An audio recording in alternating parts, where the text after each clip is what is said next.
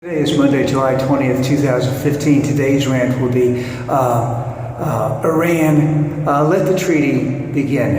And the reason why I say that is let's take a look if we don't have a treaty. Right now, we've been working with the four other people who are a part of the United Nations Executive Council, or whatever. France, England, China, and Russia. They're in on it. So is Germany is in on it. It took a long, hard slog to get those countries in line so that they would continue their sanctions on Iran, while the United States and all of those countries worked together with Iran to come up with a deal. Iran wanted a deal. Iran needed a deal. They're losing billions of dollars every year because they can't sell oil. I don't know how much they're selling. A nominal amount right now. I do believe they could be selling between 1 and 2 million barrels per day, which they vitally need.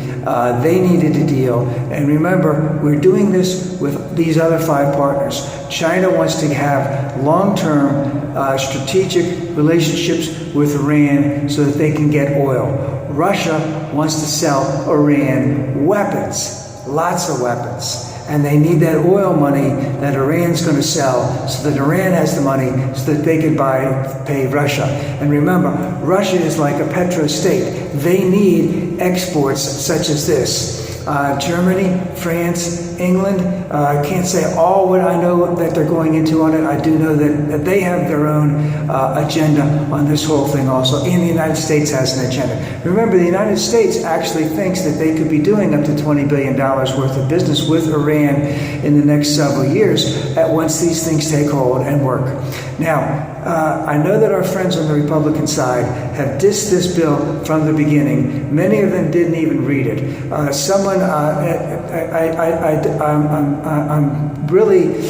find it hard to believe. I find it incredulous that someone like Scott Walker, who I don't consider the smartest one, even though they all consider themselves smarter than anyone else, to say that he would renege on it from day one shows he doesn't really know a heck of a lot about treaties with other nations, that when we commit, we commit.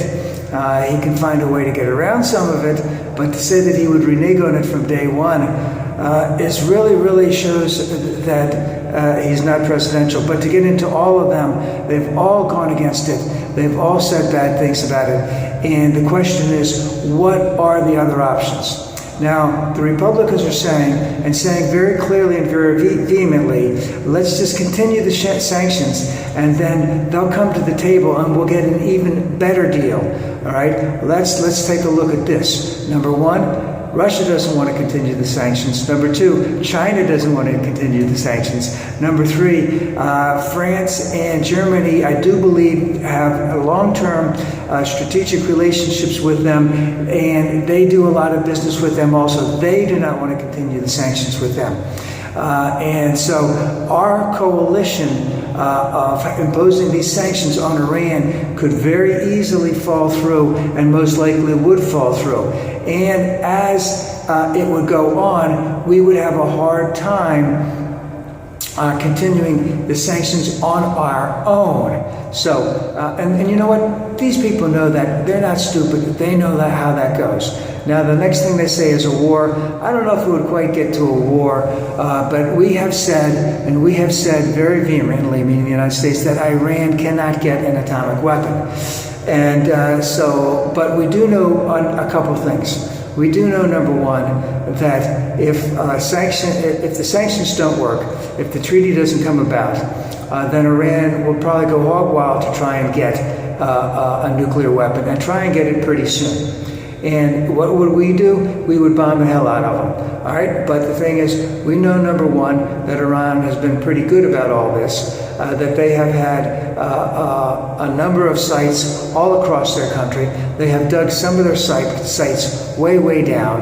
And if we just destroyed them, they would just build them back up again. Now, can we do this ad infinitum? I don't know. But remember, let's also remember that Iran is not a really nice player in the Middle East. They have done some very dastardly things, as have many of the other countries, so I'm not going to just single them out. But they are perpetrator. They support Hezbollah, they support Hamas, they support the Houthi rebels in Yemen. They are Shiite, and most of the rest of them in the Middle East are Sunni. They are Persians, and most of the rest of the Middle East are Arabs. They would love to destroy Saudi Arabia. So they're not the greatest player that over there, but if we bomb the hell out of them, there could be, as we would like to say, some very, very, very unintended consequences of our bombing Iraq, in terms of a tremendous amount of greater instability in the Middle East, and it could also be in a lot of other countries. In the United States, in Europe, in Africa, in Asia, there could be as I said, the unintended consequences would be very, very bad. Now, do we expect Iran to abide by all the terms of the deal? That's a good question. They'll try and run that fine line on the deal all the way through. I'm sure they will, just like we would on any deal that we have with anybody. And can it help? Would it help? Would it keep Iran from getting a nuclear bomb for the next 10 or 15 years? If, even though we know they're going to skirt it the whole way, and we knew that going into the discussions, so that we had our limits at that level, yeah, I'd say that would be true too. So the thing is, we have a couple of options. We can let the treaty play out. And we can put sanctions back in if they don't abide by the terms of the treaty. We can bomb the hell out of them, where there would be a lot of unintended consequences. And we know that even now. Now remember, the Bush administration said there were no unintended consequences that would happen in Iraq. Even now we say that there's going to be a tremendous amount of unintended consequences that will happen if we bomb Iran. And guess what? They could be a lot worse than what we even imagine. And then let's see, so we could have the treaty, we could bomb Iran, and that would be, how many other options do we have outside of that? Just let everything go away? Well, if everything goes away, then Iran is not paying any penalties, and they can go ahead and get a bomb, and they're still getting weapons from Russia, they're still selling oil to China. So I'd say this is a pretty good deal. And remember, in every single deal that's made, especially a treaty, overseas treaty, is that everyone has to come out a winner. Everyone has their priorities. And it appears to me as if our main priorities are being met. We can't deal with, in this particular treaty, how Iran deals with other countries in the Middle East. It might be a side effect that could benefit us. It might be a side effect that would not be beneficial. But the whole deal of this deal is to keep Iran from getting a bomb.